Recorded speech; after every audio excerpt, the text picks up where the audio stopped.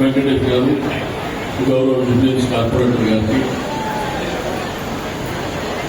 ఈరోజు మన దివంగత నేత మాగంటి గోపీనాథ్ గారి సంతాప సభ కార్యక్రమంలో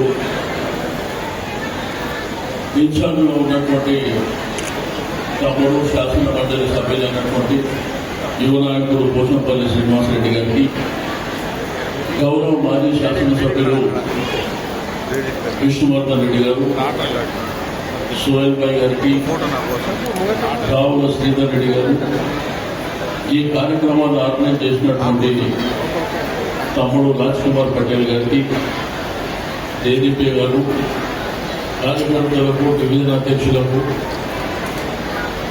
గోపీనాథ్ గారి సతీమణి సునీత గారు, వారిద్దరు అబ్బాయిలకు, ఈ కార్యక్రమంలో భాగస్వామ్యమైనటువంటి మీ అందరికీ కూడా నమస్కారం తెలియజేస్తూ, గోపీనాథ్ గారి మా ఇద్దరి ప్రయాణం 1988వ సంవత్సరంలో, అంటే నాకంటే ముందు నుంచి తెలుగుదేశం పార్టీలో వారు ఉన్నప్పటికీ ఒక అన్నదమ్ములాగా మరి కలిసిమెలిసి ఎక్కడికి పోయినా, ఢిల్లీకి వెళ్ళినా, ఏపీకి వెళ్ళినా, లేకపోతే ఎన్టీఆర్ పుట్టికి వెళ్ళినా మేమందరం కలిసిపోతుంటాం. ఒకటే నెలలు తింటుంటే ఒకటే నెలలు పడుకుంటుంటాం. అమ్మా ఒక్క 5 నిమిషాలు అయిపోతాం ప్లీజ్. ఒక 5 నిమిషాలు కూర్చొని అయిపోతే ఫుడ్ స్టార్ట్ కాలేదు, వెయిట్ చేయండి. 5 నిమిషాలు అయిపోతుంది ప్లీజ్. ఒకటే 5 నిమిషాలు అయిపోతే లాస్ట్ తిరుమల ఒకరు మాట్లాడితే అయిపోతుంది కాబట్టి ప్లీజ్ కొంచెం వెయిట్ చేయండి ప్లీజ్. ఈ రోజు గోపీనాథ్ గారు మరణించడం అంటే నిజంగా మా సొంత అన్న చనిపోయినంత బాధలో మరి నేను ఉన్నటువంటి సందర్భం. ఎందుకంటే గోపీనాథ్ అనేటువంటి మిత్రుడిని కోల్పోవడం చాలా బాధాకరమైనటువంటి అంశం. ఈరోజు సునీత గారు, వారి కుటుంబ సభ్యులు ఏదైతే కొడుకు కానివ్వండి, బిడ్డలు కానివ్వండి, తండ్రిని కోల్పోయిందని, మరి సునీత గారు భర్తను కోల్పోయిందని వారి యొక్క ఆవేదన, బాధ మనందరికీ తెలిసినప్పటికీ జూబ్లీహిల్స్ లో ప్రతి కుటుంబంలో ఒక బిడ్డను కోల్పోయిన విధంగా ఈ కుటుంబం అంతా గోపీనాథ్ గారి కుటుంబం అని చెప్పి నేను ఈ సందర్భంగా తెలియజేస్తా ఉన్నా. ఆయన కంటే పెద్దోడైతే ఒక అన్నలాగా, చిన్నోడైతే ఒక తమ్ముడులాగా, ఒక అక్కలాగా, ఒక చెల్లెలాగా కుటుంబానికంటే ఎక్కువ సమయం మీకే ఇచ్చాడు గోపీనాథ్ గారు. ఏ గల్లీలో, ఏ బస్తీలో పేరుకేమో జూబ్లీహిల్స్, నియోజకవర్గం పేరేమో జూబ్లీహిల్స్, కానీ ఉండేదంతా పేదరికంలో ఉన్నటువంటి ప్రజలు. నీకు బోరగడ్డ, కార్మిక నగర్, రైమత్ నగర్, ఎర్రగడ్డ, ఈసుగూడ, ఇంద్రానగర్, షేక్పేట్, ఏ ప్రాంతం తీసుకున్నా పేదవాళ్ళు ఉండేటువంటి ప్రాంతం. ఎమ్మెల్యేలు అయితే అనేక సందర్భాలు, నేను 35 సంవత్సరాల నుంచి ఎమ్మెల్యేలను చూస్తున్నాను. కానీ ఎమ్మెల్యే అంటే ఒక నియోజకవర్గానికి గవర్నమెంట్ ద్వారా జరిగే కార్యక్రమాలని మరి మున్సిపల్ లేకపోతే వాటర్ వర్క్స్ ఇంకో డిపార్ట్మెంట్ ద్వారా కార్యక్రమాలు చేస్తారు. కానీ గోపీనాథ్ స్టైల్ అట్లా కాదు.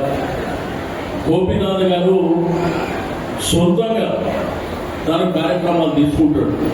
ఒకటి గవర్నమెంట్ ప్రోగ్రాం తీసుకుంటే, రెండో ప్రోగ్రాం కింద పేదవాళ్ళకి ఏదో చేయాలి, మధ్యతరగతి కుటుంబాలకు ఏదో చేయాలనేటువంటి సంకల్పంతో ఒక బతుకమ్మ పండుగ తీసుకున్నా, ఒక రంజాన్ తీసుకున్నా, ఒక బోనాల జాతర తీసుకున్నా, ఒక క్రిస్మస్ తీసుకున్నా, తన సొంత డబ్బులతోని కార్యక్రమాలని కొన్ని వేలాది మంది సమక్షంలో జరిపేటువంటి కార్యక్రమాలు.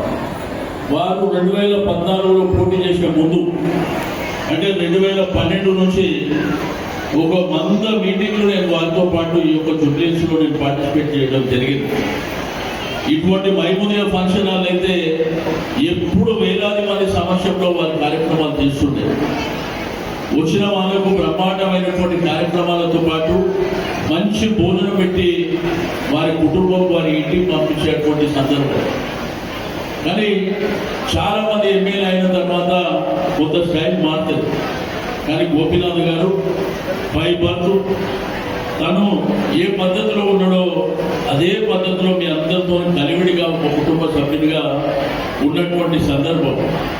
కాబట్టి నేను మీ అందరికీ ఆ కుటుంబానికి మనం ధైర్యం ఇవ్వడం కాదు, మనమే మాగంటి గోపీనాథ్ గారి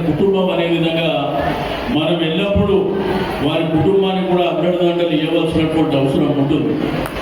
ఈరోజు కేసీఆర్ గారు మరి కేటీఆర్ గారు మరి ప్రత్యేకంగా ఆ కుటుంబం పట్ల గోపీనాథ్ గారిని ఓడిపోయినటువంటి బాధ మరి నేను చాలా సందర్భాలలో చూసినప్పటికీ కేసీఆర్ గారు ఎంత బాధపడ్డారో మీరు అందరూ కళ్ళలో చూసినటువంటి సందర్భం. కాబట్టి నేను మీ అందరికీ ఒకటే చెప్పేది, గోపీనాథ్ గారి లేని లోటుని తప్పకుండా మేముంటాం. మనిషిని తీసుకురాకలేకపోతుండొచ్చు, కానీ మీకు అండదండలుగా పార్టీ యంత్రాంగం అంతా మీతో పాటు ఉంటుందని చెప్పి నేను ఈ సందర్భంగా తెలియజేస్తూ ఉన్నాను. ఒక స్నేహితుని కోల్పోవడం మామూలు విషయం కాదు. గోపీనాథ్ని మీరు దగ్గరగా చూసి ఇక్కడ ఉన్నటువంటి నాయకుడు కార్యకర్తలు, ఇక్కడ ఉన్న మా అక్క చెల్లెలు కూడా చూసింది. ఏ ఆపద ఉన్నా ఏ సందర్భం అయినా కానీ మరి గోపీనాథ్ గారి దగ్గరికి పోతే మా బాధ తీరుతుందని కొన్ని వేలాది మంది సమక్షంలో మనం కార్యక్రమాలు చూసినాం. నియోజకవర్గాన్ని కూడా మరి ఎప్పుడు కేటీఆర్ గారితో మాట్లాడినా, కేసీఆర్ గారితో మాట్లాడినా, నాతో మాట్లాడినా డెవలప్మెంట్ కావాలనేటువంటి సంకల్పం, పేదవాళ్ళు ఉన్నారు వారికి అన్ని విధాలుగా మనం అండదండలు ఇవ్వాలనేటువంటి ఆ సంకల్పంతోనే వారి కార్యక్రమాలు చేసుకొని పోయారు. ఇప్పుడే విష్ణు చెప్పినట్టు ఆ రిజర్వాయర్ విషయంలో మరి నేను కేటీఆర్ గారు వారు మున్సిపల్ మినిస్టర్గా మరి అక్కడ ఉన్న పేదరికాన్ని దృష్టిలో ఉంచుకొని ఆ రిజర్వాయర్ వస్తే చాలా మంది దాహం చెందుతుందన్న ఉద్దేశంతో మరి వారు కట్టించినటువంటి సందర్భం. మొన్ననే 2 నెలల కింద ఈ కాంగ్రెస్ ప్రభుత్వం వచ్చి ఇనాగ్రేషన్ చేస్తూ ఏదో వాళ్ళు చేసిన వాళ్ళు లెక్క ఇనాగ్రేషన్ చేసి చాలా మాట్లాడి, కానీ గోపీనాథ్ గారు ఇక్కడ ఉన్నటువంటి ప్రజలకు అందరికీ తెలుసు వారు ఉన్నప్పుడు ఏం చేసింది అనేది. నేను నా జీవితంలో ఎప్పుడు ఊహించలే వారి ఆరోగ్య పరిస్థితి, ఆ తర్వాత ఈ పరిస్థితి వస్తుందని చెప్పి నా కళలో కూడా ఊహించినటువంటి సందర్భం కాదు. వారు ఆ మధ్యలో సర్దార్ గారు చనిపోయినప్పుడు వారు అక్కడ ఆ సర్దార్ గారి ఇంటికి శివయాత్ర జరిగినప్పుడు కానీ వారి ఇంటికి వెళ్ళినప్పుడు కానీ ఆయన మానసికంగా బాగా అట్టయినటువంటి సందర్భం, తను తేరుకోలేనటువంటి సందర్భం. ఎందుకంటే నాకంటే చిన్నోడైనటువంటి ఆ సర్దార్ మరి ఆ విధంగా ఆత్మహత్య చేసుకొని చనిపోవడం అనేది ఆయన తట్టుకోలేదు. అప్పటికే వారికి గోపికి ఆరోగ్య పరిస్థితి కొంత ఇబ్బంది ఉన్నప్పటికీ ఆ సర్దార్ చనిపోయిన తర్వాత తను మానసికంగా చాలా బాధపడినటువంటి సందర్భం. కాబట్టి ఇటువంటి పరిస్థితి వస్తుందని నేనే కాదు, ఇక్కడ ఉన్న మీరు ఎవ్వరు కూడా ఊహించరు. ఎందుకంటే గోపీనాథ్ గారు చనిపోతారని మనం కళలో కూడా ఊహించినటువంటి పరిస్థితి. మీ అందరికీ నేను మరొకసారి చెప్పేది ఒకటే, మనం ఆ కుటుంబానికి అండదండలుగా ఉండవలసినటువంటి అవసరం ఉన్నది. ఏది ఏమైనప్పటికీ మరి పూర్తి స్థాయిలో ఆ కుటుంబాన్ని మన కుటుంబంగా గోపీనాథ్ని మనం ఎట్లయితే మన కుటుంబ సభ్యుడు అనుకున్నామో తప్పకుండా ఆ కుటుంబానికి మనం పూర్తి స్థాయిలో అండదండలుగా ఉండవలసినటువంటి అవసరం ఉన్నదని చెప్పి నేను ఈ సందర్భంగా తెలియజేస్తా ఉన్నాను. గోపీనాథ్ అనేటువంటి వ్యక్తి చరిత్రలో చాలా మంది చరణం మరణం అనేది చాలా సర్వసాధారణం. మనిషి పుట్టడం చనిపోవడం అనేది ఆ సృష్టి ధర్మం. కానీ కొంతమంది వ్యక్తులు చనిపోయినా కానీ మరి శాశ్వతంగా మన జీవితంలో ఉండేటువంటి వ్యక్తుల్లో గోపీనాథ్ గారు ఉండరు అని చెప్పి నేను ఈ సందర్భంగా తెలియజేస్తా ఉన్నాను. మనం చనిపోయి ఇన్ని రోజులు అయినప్పటికీ గోపీనాథ్ ఇప్పుడే మన కళ్ళం పట్టు ఉన్నట్టు, మనకి ఇప్పుడే కలిసిపోయినట్టు, మన బస్సులో పొద్దున్నే తిరిగిపోయినట్టు మనకు అనిపిస్తుంది. కాబట్టి వారి యొక్క ఆశయాలకు అనుగుణంగా వారు ఏదైతే జూబ్లీ హిల్స్ నియోజకవర్గంలో ఈ గ్రేటర్ హైదరాబాద్ పరిధిలో వారైతే ఏమి ఆశించారో, ఏమి వారి యొక్క ఆశయాలు ఉన్నాయో తప్పకుండా ఆశయాలను నెరవేర్చే విధంగా మనమందరం కృషి చేస్తామని చెప్పి నేను ఈ సందర్భంగా తెలియజేస్తా ఉన్నాను. ఒకవేళ రిజర్వాయర్కు విష్ణు చెప్పినట్టు మనం తీర్మానం చేసినాక ఈ కాంగ్రెస్ ప్రభుత్వం పేరు పెట్టకపోతే తప్పకుండా 3 ఏళ్లలో మన ప్రభుత్వం వస్తుంది. గోపీనాథ్ గారి స్టాచ్యూ ప్రతి డివిజన్లో స్టాచ్యూ పెడతాం.